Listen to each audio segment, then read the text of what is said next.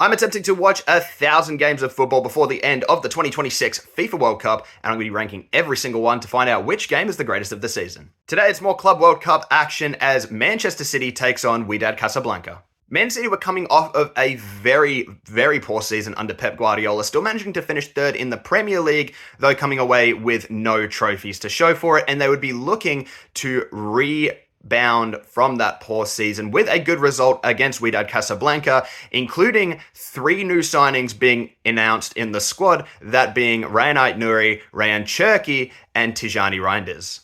Going into the game, most eyes were actually on Rayan Cherki, given that he was a very exciting young cam with a lot of promise coming into this City side. However, it would be his fellow City player and fellow new signing Tijani Reinders who would absolutely run the show for City. He filled into the Rodri role today as City lined up without a recognised CDM and played an absolute blinder.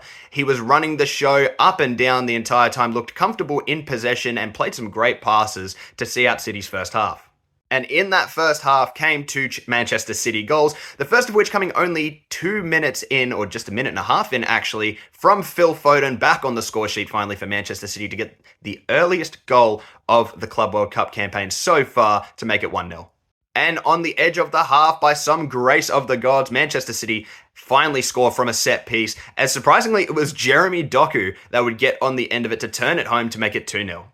Despite City being the rather dominant side and Casablanca not doing too much, it was a relatively uninspiring second half. Not that City played bad, just necessarily that they weren't really playing with the highest tempo and there wasn't really a lot of a sense of urgency there. I'm thinking that maybe they were just more focused on sitting back and just, seeing through the game rather than going out there and smashing teams on goal difference, which could be a bad idea for them, but it's what happened, and the game would be seen out 2-0, but not before Rico Lewis would see red, a direct red card for him that would see him suspended for the rest of Man City's group stage games.